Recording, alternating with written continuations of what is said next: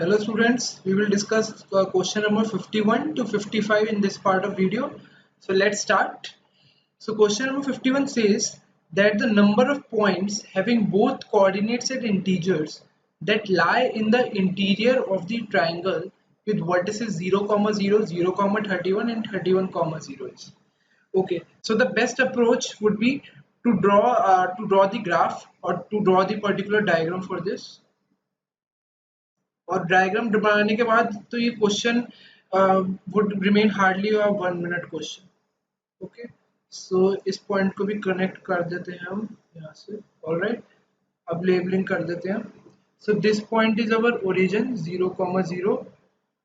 This point would be 31, 0 and this point would be 0, 31. सो हमसे बोला गया है कि नंबर ऑफ पॉइंट्स, ऐसे पॉइंट्स बताने हैं जिनके कोऑर्डिनेट्स इंटीजर्स हैं that lie in the interior of the triangle. मतलब इसके इंटीरियर में, इस लाइन पे भी नहीं. मतलब जैसे 1, 0 है, 1, 0 इस लाइन पे लाई करेगा, लेकिन वो नहीं लेना है. जो इसके अंदर लाई करेंगे वो सारे. ओके, वो सारे पॉइंट्स हमें लेने हैं. तो शुरुआत करते हैं पहले. ठीक है, सबसे पहले अगर इस लाइन पे देखें, ये वाली जो लाइन है, इस लाइन की equation x plus Y equal to 31 है. सब एग्री करते हैं इस बात पे, क्योंकि 0 x प्लस वाई 31 है. इस यहाँ पे देख लो, x प्लस वाई पुट करोगे 31 आएगा, यहाँ पे पुट करोगे 31 आएगा. इसका मतलब जो अगला इंटीजर पॉइंट होगा इस लाइन पर, वो क्या होगा? 1,30. 1,30 यहाँ पे पुट करके देखो, बिल्कुल फिट बैठ रहा. ठीक है, तो ये 1,30 है. अगर मैं इसको पैरेलली y एक्सिस के ड्रॉप यहाँ पे पैरेलली मैं ड्रॉप कर दूं यहाँ पे, तो इससे बहुत सारे मुझे, अगर मैंने पैरेलल यहाँ पे बनाया है, ये यहाँ पे 1 यूनिट्स का डिस्टेंस है. ये जो डिस्टेंस है, ये डिस्टेंस 1 यूनिट का यहाँ पे. ठीक है, सो 1,30 से लेके ये जो पॉइंट होगा यहाँ पे 1,0 है ना. सो यहाँ पे 1,30 से 1,0 के बीच में कितने पॉइंट्स आएंगे? पहला पॉइंट होगा 1,1, दूसरा पॉइंट होगा 1,2. ठीक है, तीसरा पॉइंट क्या होगा आपका? 1,3. और ऐसे so on and so fourth आप करते जाएंगे. आप कहां तक पहुंचेंगे? 1,29 तक. सो टोटल कितने पॉइंट्स मिल गए आपको? 29 पॉइंट्स मिल गए आपको इस लाइन पे. सिमिलरली आप अगर इस दूसरे पॉइंट को यहाँ पे देखिए, ये क्या होगा? 2,29, क्योंकि x प्लस वाई 31 है तो 2,29 सेटिस्फाई करेगा. यहाँ पे अगर मैं पैरेलल लाइन यहाँ पे ड्रॉप करूं ऐसे, सो ये पॉइंट यहाँ पे क्या होगा? 2,0. ऑलराइट, सो 2,0 पे कितने पॉइंट्स आएंगे? ये जाएगा 2,0 से लेकर 2,1, सॉरी, पहला पॉइंट होगा हमारे पास जो इस लाइन पे लाई करेगा, क्योंकि हमें 2,0 इसलिए नहीं ले सकते क्योंकि ये लाइन ट्राइंगल पे लाई कर रहा है, और 2,29 इसलिए ले सकते क्योंकि ये इस दोबारा साइड पे लाई कर रहा है. सो हमें 2,1 से लेकर हमें 2,28 तक जाना है. सो इसका मतलब कितने पॉइंट्स हमने ट्रेवल करे? 28 इंटीजर पॉइंट्स ऐसे मिल गए हमें. सो सिमिलरली अगर हम यहाँ पे देखें, यहाँ पे अगला पॉइंट क्या होगा? 3,28. और यहाँ पे 3,0. सो यहाँ पे अगर हम ड्रॉ करें, सो यहाँ पे अगेन कितने पॉइंट्स मिलेंगे? 27. सो ऐसे हम डिक्रीज करते जाएंगे तो हमें लास्ट पॉइंट 1 पॉइंट मिलेगा. सो ये हम, सो इसमें नंबर ऑफ पॉइंट्स कैलकुलेट करने का सिंपल जो तरीका है वो है 29 प्लस 28 प्लस 27, और ये अप टू कहाँ तक जाएगा? ये अप टू 1 पॉइंट, जो बिल्कुल लास्ट पॉइंट होगा. हमें लास्ट में आप देखोगे सिर्फ 1 पॉइंट इंटीजर पॉइंट मिलेगा. ठीक है, सो ये हमारे 1 से 29 तक का हमें समीशन करना है. इसका फॉर्मूला क्या होता है? समीशन 29. इसका फॉर्मूला क्या होता है? 29 इंटू 30/2 विच इज 29, और यहाँ से 15 कर लेंगे. सो 29 into 15.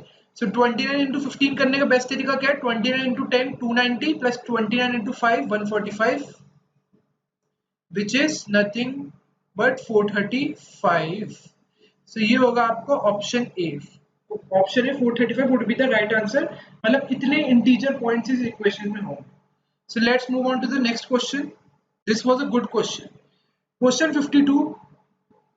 Two small insects which are x meters apart take u minutes to pass each other when they are flying towards each other and v minutes to meet each other when they are flying in the same direction. Okay, then the ratio of the speed of the slower insect to that of the faster insect. ठीक है, तो faster insect जो है उसकी speed मैं मान लेता हूँ, फास्टर इंसेक्ट की स्पीड मैं a मान लेता हूँ, ठीक है। और जो स्लोअर स्लोअर इंसेक्ट है उसकी स्पीड मैं b मान लेता हूँ। ऑलराइट, ये असम्पशन मेरे को लेनी पड़ेगी। और उसने मुझसे पूछा है क्वेश्चन में ratio of speed of slower to faster, तो क्वेश्चन में मुझे निकालना है b by a, b by मुझे निकालना है v और u की टर्म्स में, सारे ऑप्शंस देखे मैंने, ठीक है। सो अब ये पूरा टाइम स्पीड डिस्टेंस का easy question, easy variety of question है, आपको बस थोड़ा सा इक्वेशंस बना के इसको सॉल्व करना है। सो पहला है कि x मीटर्स अपार्ट है, सो x मीटर्स अपार्ट है और they take u minutes when they are flying towards each other. जब वो फ्लाइंग टुवर्ड्स ईच अदर मतलब एक दूसरे की तरफ बढ़ रहे हैं तो उनकी स्पीड्स क्या हो जाएंगी, ऐड हो जाएंगी। तो हमारा क्या हो जाएगा x upon a plus b, किसके बराबर हो जाएगा, u। अब आप सोच रहे होगे या तो मैंने स्पीड आपने पढ़ा होगा कि या तो आप हमेशा इसको मीटर पर सेकंड में कर लो या किलोमीटर पर आवर में कर लो, लेकिन मैं नहीं करूंगा। क्यों? क्योंकि मेरा आंसर हमेशा मीटर्स पर मिनट में ही निकलेगा। जो मैं यहाँ पे मैं मीटर ले रहा हूँ, यहाँ पे मैं मिनट्स ले रहा हूँ, v मिनट्स है यहाँ पे भी। तो मेरी जो भी स्पीड मान रहा हूँ मैं, ये a मीटर्स पर मिनट है, b मीटर्स पर मिनट है ये मेरी स्पीड। ओके, सो इसमें यूनिट्स का इतना कोई रोल नहीं है, क्योंकि फाइनल आंसर हमें सिर्फ वेरिएबल्स में देना है। तो इसमें यूनिट का इतना कोई रोल नहीं किया, 5/18 है, 18/5 से मल्टीप्लाई करके अपना टाइम वेस्ट करो, ठीक है। तो ये एक इक्वेशन आ गई हमारे पास। दूसरी इक्वेशन है कि ये v मिनट्स लेते हैं जब ये सेम डायरेक्शन में जा रहे हैं, तो ये क्या होगी, x upon a minus B, faster minus slower की स्पीड v के बराबर हो जाएगी, ठीक है। तो अब इन दोनों इक्वेशन में x की वैल्यू मैं निकाल सकता हूँ। x की वैल्यू यहाँ से क्या आएगी, u upon u into a plus B, और अगर यहां से निकालूं तो क्या आ जाएगी equation, v into a minus B, ठीक है। सो अगर मैं a plus B upon a minus B rearrange करूं तो क्या आएगा, v अपॉन u। सो कॉम्पोनेंट और डिविडेंड यूज करेंगे आप, तो क्या आएगा, न्यूमरेटर प्लस डिनोमिनेटर। सो ये बनेगा आपका 2a अपॉन 2b, किसके बराबर आएगा, v plus u upon v minus u, ये इज इक्वल टू है। सो 2 से 2 कैंसिल हो जाएगा, a बाई बी की वैल्यू ये आ गई, लेकिन हमें क्या निकालना था, b बाई, तो इसका रेसिप्रोकल क्या हो जाएगा, b by A is equal to v minus U upon v plus U. कौन सा ऑप्शन है, option C, v minus U upon v plus. So this question again was very easy, पढ़ने में थोड़ा सा डिफिकल्ट लगा होगा क्योंकि इसमें कोई नंबर्स नहीं थे, वेरिएबल्स थे, लेकिन क्वेश्चन बहुत इजी था, ये बिल्कुल डुएबल क्वेश्चन था। Let's move on to question number 53. Question number 53 says an alloy P has copper and zinc in the proportion of 5:2 by weight, when another alloy Q has same metals in the proportion 3:4, मतलब copper and zinc का इसमें 3:4 है।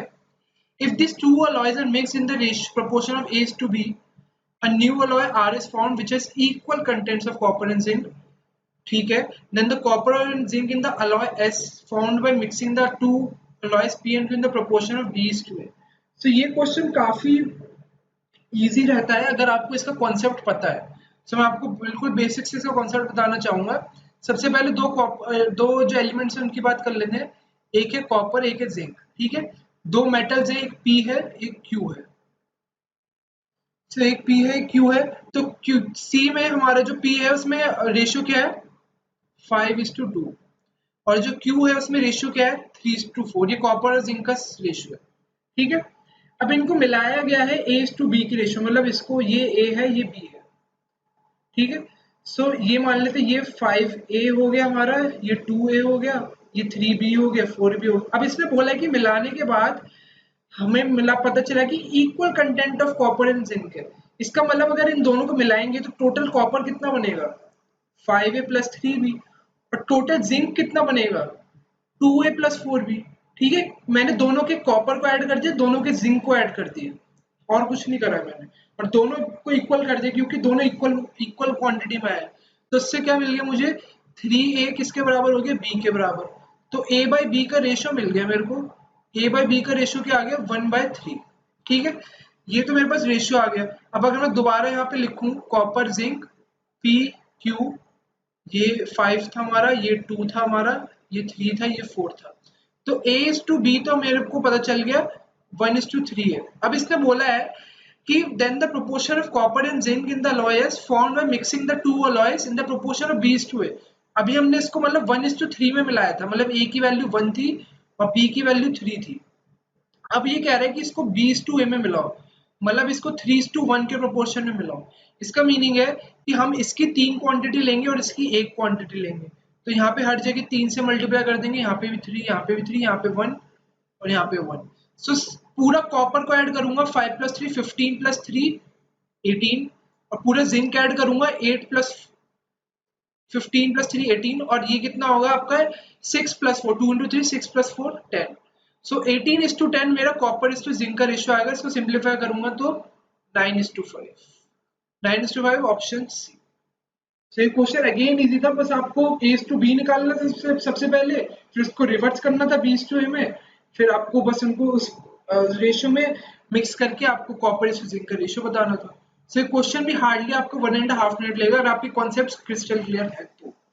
Okay, so you can also join our Telegram group. अगर आपने join नहीं करा है, उस पर आप ऐसे क्वेश्चंस डाल सकते हैं और आपको ऐसे ही सोल्यूशंस मिलेंगे। Okay, you can also subscribe to YouTube channel if you have not till now, क्योंकि ऐसी ही वीडियोस आपको आती रहेंगी सबसे पहले। क्वेश्चन 54 है, how many different numbers can be found by using only the digits 1 and 3 which are smaller than 30 lakhs। Okay, there are 6 zeros, तो 30 lakhs हो गए। सो इस क्वेश्चन में हमें बताना है कि कितने नंबर्स बनेंगे। सो कौन कौन से टाइप के नंबर बनेंगे। एक आपके 1 डिजिट नंबर बनेगा, एक आपके 2 डिजिट नंबर बनेंगे, एक 3 डिजिट नंबर बनेंगे, ठीक है, एक आपका 4 डिजिट नंबर बनेगा, एक आपका 5 डिजिट नंबर बनेगा, एक आपका 6 डिजिट नंबर बनेगा, एक आपका 7 डिजिट नंबर बनेगा। तो ये आपके अलग अलग टाइप्स के नंबर्स बनेंगे इसमें, ठीक है। तो हमें देखना है कि हर नंबर कितने मतलब 1 डिजिट के कितने नंबर बन जाएंगे, और हमें नंबर सिर्फ दो यूज करने, 1 और 3। अगर 1 डिजिट की बात करें तो दो ही नंबर बनेंगे, 1 और 3, तो 2 की पावर 1। अगर 2 डिजिट की बात करें तो 2 डिजिट की बात करें यहाँ पे, तो अगर दो प्लेसेस है, सो पहली प्लेस में 1 3 में कुछ भी आ सकता है, दूसरी प्लेस में 1 3 में से कुछ भी आ सकता है, तो 2 स्क्वायर। सिमिलरली 3 डिजिट की बात करें, 3 डिजिट में 3 प्लेसेस होंगी, पहली प्लेस में 1 3 कुछ भी आ सकता है, दूसरी प्लेस में 1 3, तो दो दो मैंने इसलिए लिखा है क्योंकि दो ऑप्शंस हैं। यहाँ पे 2 लिखा मतलब दो ऑप्शंस हैं। सो ये सिंपली परम्यूटेशन कॉम्बिनेशन, यहाँ पे 2 क्यूब। सिमिलरली 4 डिजिट में आएगा 2 की पावर 4, 5 डिजिट में 2 की पावर 5 नंबर्स बन जाएंगे, 6 डिजिट में 2 की पावर 6 नंबर्स बन जाएंगे। अब 7 डिजिट में आपको थोड़ा कॉशियस होना पड़ेगा। क्यों? क्योंकि ये जो 30 lakhs है, ये 7 डिजिट का नंबर है। अगर 7 डिजिट्स में लिख देते हैं 1 2 3 4 5 6 7। अब अगर यहाँ पे आप सिर्फ 1 ही डाल सकते हैं, क्यों? क्योंकि अगर आप यहाँ पे 3 डाल के कोई भी नंबर डालेंगे तो वो इस नंबर से बड़ा हो जाएगा। हमें इस नंबर से छोटे नंबर चाहिए, स्मॉलर देन लिखा है, तो इसका मतलब पहली डिजिट में 1 ही आ सकता है, लेकिन बाकी डिजिट्स के लिए हमारे पास कोई सारे ऑप्शन है, 2 × 2 × 2 × 2 × 2। तो ये कितने ऑप्शन है, 2 की पावर 6। तो 7 डिजिट के 2 की पावर 6 नंबर्स बन सकते हैं। बस अब हमें क्या करना है, सबको ऐड कर देना है। किन किन को ऐड कर देना है, इन सारे जिनको मैं रेड में कर रहा हूँ। ये 2 की पावर 1 2 देगा, 2 की पावर 2 4 देगा, 2 की पावर 3 8 देगा, 2 की पावर 4 16, 2 की पावर 5 32, 2 की पावर 6 64, और यहाँ पे अगेन 2 की पावर 4 6 64। बस इनको ऐड कर देंगे तो हमारे पास नंबर ऑफ ऐसे इतने नंबर आ जाएंगे जो कि फॉर्म हो सकते हैं। सो ऐड करते 64 + 64 128 + 32 160, 160 + 16 176, 176 और 8 आपका कितना हो गया 184, 184 और 6 आपका 190। सो आंसर हो जाएगा 190। So let's move on to the last question of this video. So this is the last question of the video, और ये क्वेश्चन देखने में लग रहा है कि काफी कॉन्सेप्चुअल क्वेश्चन है, आपको हिडन ट्रायल्स इसमें करने पड़ेंगे। There are n numbers a1 a2 a3 comma till an, each of them being +1 or -1. If it is known that a1 into a2 plus a2 into a3 plus a3 into a4 plus up to an-1 into an plus an into a1 is equal to 0, then सो ये जो आपने पढ़ा, इसको पढ़ के अगर आपको कुछ समझ नहीं भी आया तो भी कोई दिक्कत नहीं, मैं आपके लिए बहुत इजी कर दूंगा चीजें। ओके, कैसे करूंगा, आपको दे रखा है जितने भी नंबर्स हैं वो या तो +1 होंगे या -1 होंगे, तो उनका जो प्रोडक्ट आने वाला है, जैसे हम a1 a2 a2 a3 करेंगे, उनका प्रोडक्ट क्या आएगा, या तो 1 आएगा या -1 आएगा। यही a1 a2 की भी तो वैल्यू यही होगी। अगर इस एक नंबर की बात करूं, ये नंबर या तो 1 हो सकता है या -1 हो सकता है। सिमिलरली ये नंबर या तो 1 हो सकता है, -1 हो सकता है। तो कंडीशन भी तो यही हो गई। तो या तो ये नंबर या तो ये सारे नंबर्स 1 -1 1 -1 ऐसे होंगे। तो इसमें कंडीशन हमें ये चीज देखनी है कि हमें जीरो लाना है एंड में। जीरो कब आएगा? जब नंबर ऑफ +1 और नंबर ऑफ -1 इक्वल हो।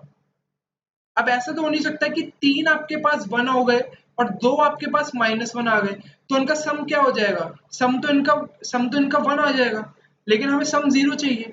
तो इक्वल नंबर ऑफ +1 और इक्वल नंबर ऑफ -1 होने चाहिए, यानी कि इवन नंबर ऑफ टर्म्स होनी चाहिए।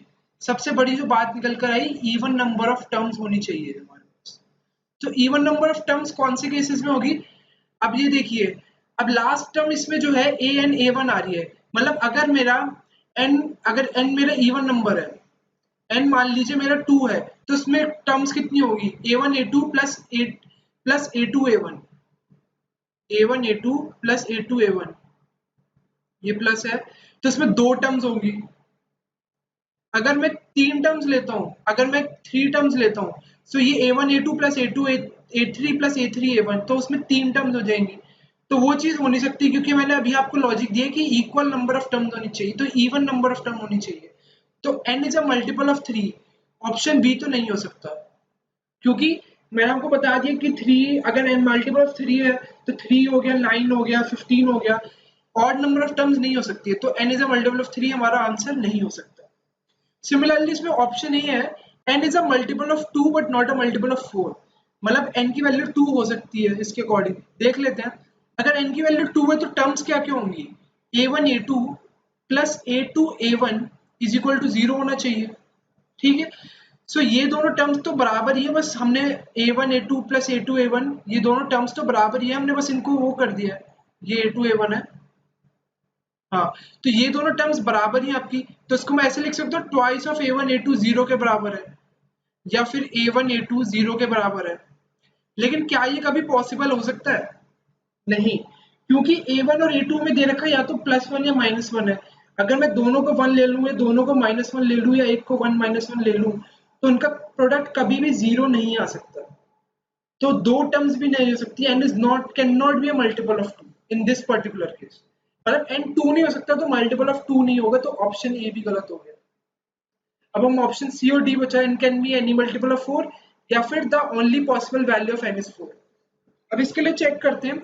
इसके लिए अगर जब आप हिट एंड ट्रायल करेंगे, तो हिट एंड ट्रायल करने पर आपको पता चलेगा कि a1 a2 a3 और a4, अगर इनकी वैल्यूज हम 1 -1 और 1 ले, तो उस केस में हमारी कंडीशन सेटिस्फाई हो जाएगी। उस केस में हमें क्या निकालना पड़ेगा?